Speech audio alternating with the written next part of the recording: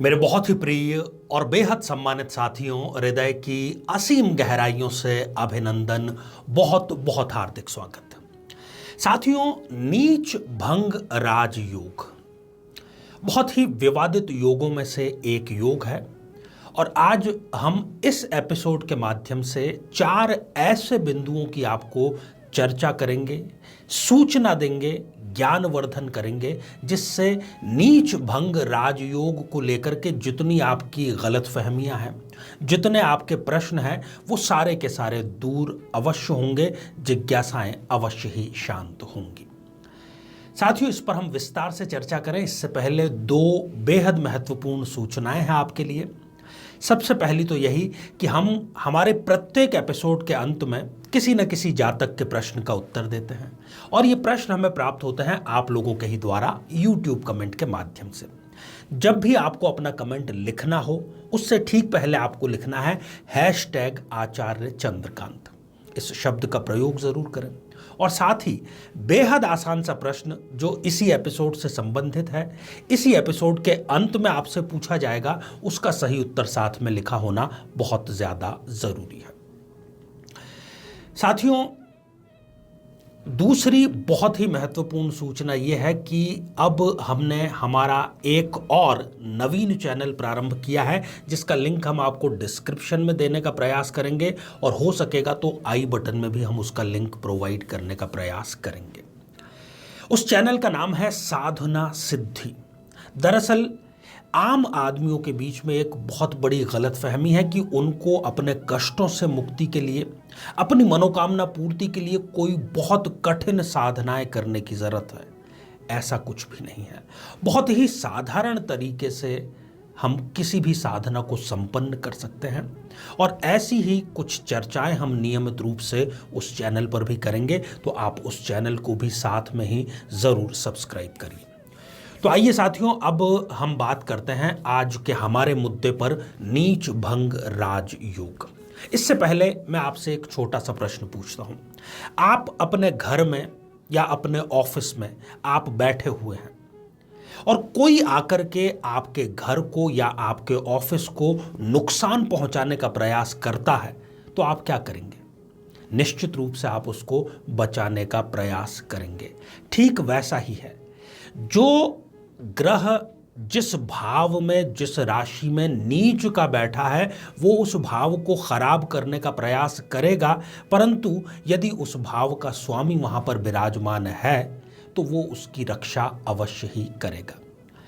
साथियों, हम इसको उदाहरण के माध्यम से समझेंगे और 4 बिंदुओं पर चर्चा भी करेंगे। इससे पहले इस शब्द को ही थोड़ा सा अगर आप ध्यान से सुन के और समझने का प्रयास करेंगे तो आपको निश्चित रूप से इसकी गहराई समझ में आ जाएगी। नीच अर्थात प्रत्येक ग्रह की एक नीच राशि होती है, एक नीच अवस्था होती है, तो उस ग्रह का नीच अवस्था में बैठा होना, पहली बात। दूसरा शब्द इसमें आ रहा है भंग। भंग अर्थात उसकी नीचता भंग हो रही है, निरस्त हो रही है, उसका कैंसिलेशन हो रहा है और ये दोनों मिलकर के एक राजयोग का निर्माण कर रहे हैं। और यही कारण है कि कई बार लोग हमारे पास में आते हैं, कहते हैं कि आचार्य जी, मेरा तो ये जो ग्रह है ये नीच का है, परंतु फिर भी इसकी दशा में, अंतरदशा में मैंने बहुत तरक्की की, मुझे बहुत श्रेष्ठ फल मिले। तो उसका कारण यही होता है नीच भंग राजयोग का निर्मित हो जाना। तो आइए साथियों, हम जन्म कुंडली के माध्यम से 4 उन दशाओं पर चर्चा करते हैं जो कि यूनिवर्सली एप्लीकेबल है, प्रत्येक लग्न, प्रत्येक राशि पर एप्लीकेबल है। हम यहाँ पर उदाहरण के माध्यम से एक जन्म पत्रिका प्रस्तुत कर रहे हैं और ये जन्म पत्रिका है मेष लग्न की जन्म पत्रिका। साथियों, सबसे पहली स्थिति जो है, आप देखिए, दृष्टिपात यहां पर करिए कि चतुर्थ भाव में जो कि सुख भाव है, यहां पर मंगल देव बैठ करके नीच राशि के हो गए। ठीक है, अब ये तो नीच राशि के हो गए और यहां पर ये नीचता का परिणाम देंगे, इस व्यक्ति को सुख प्राप्त नहीं करने देंगे। परंतु यदि इसी जन्म पत्रिका में इनके साथ में इसी भाव में गुरु देव यहां पर आकर के बैठ जाते हैं, क्योंकि गुरु यहां पर उच्च राशि के हो जाते हैं, मंगल नीच राशि के हैं, परंतु इसी स्थान पर गुरुदेव उच्च राशि के अगर इनसे अधिक डिग्री के हों, यहां पर मैं डिग्री पर जोर देना चाहूंगा। देखिए, यदि यहां पर गुरु की डिग्री अधिक होगी, गुरुदेव शक्तिशाली होंगे अंश वाइज, तभी वो आपको परिणाम प्रदान करेंगे, अदरवाइज वो परिणाम प्रदान नहीं करेंगे। ये पहली स्थिति है नीच भंग के निर्मित होने की और नीच भंग राजयोग के क्रिएट होने की। दूसरी स्थिति भी हम मेष लग्न से ही उदाहरण ले रहे हैं आज सारे। यदि इसी भाव में मंगल देव आप देख रहे हैं कि चतुर्थ भाव में नीच राशि के विराजमान हैं, अब इसी भाव में चंद्रमा स्वग्रही होकर के इनके साथ ही विराजमान हो जाएं।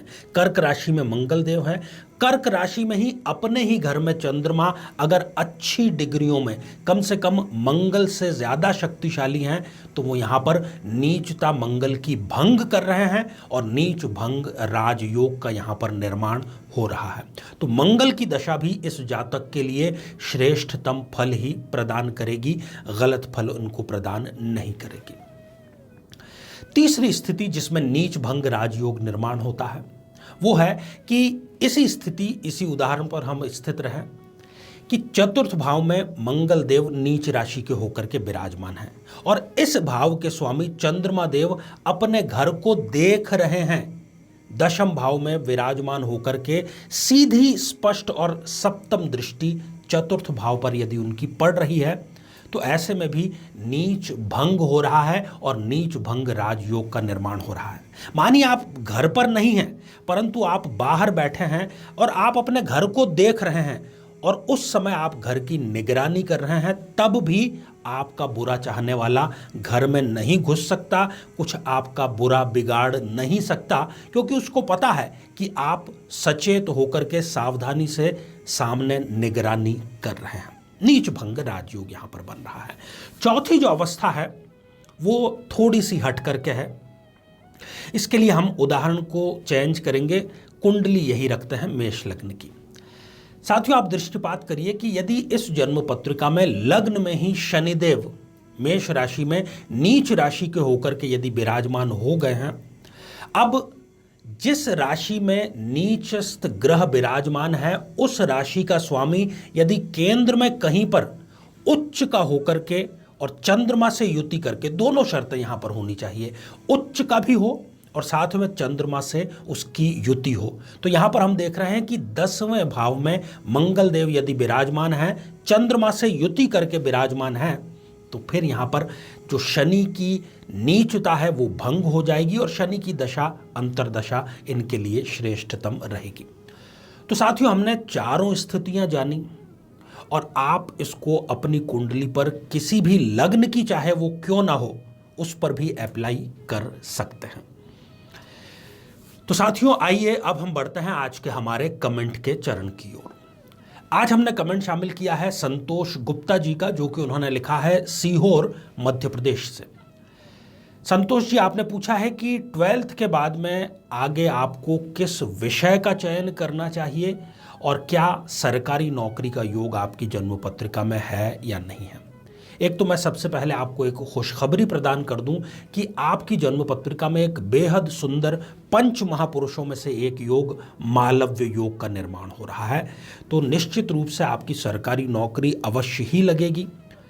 और किस क्षेत्र में लगेगी, तो आपको गणित या वाणिज्य विषय में से कोई एक विषय चयन करना चाहिए और आगे चल कर के आपको बैंकिंग, वित्त, फाइनेंस, इससे जुड़ा हुआ कोई भी व्यवसाय आप करें या आप इनसे संबंधित सरकारी नौकरी भी प्राप्त कर सकते हैं। तो आइए साथियों, अब आज का बेहद ही आसान सा प्रश्न। आज हमने चर्चा की नीच भंग राजयोग की और ये प्रयास किया कि नीच भंग राजयोग आपको सरलतम शब्दों में समझा दिया जाए। तो आज कितनी स्थितियां हमने चर्चा के दौरान यहां पर आपको समझाई, कितने बिंदुओं पर चर्चा की जब नीच भंग राजयोग निर्मित होता है। साथियों, आप सभी स्वस्थ, समृद्ध और शांतिपूर्वक जीवन व्यतीत करें।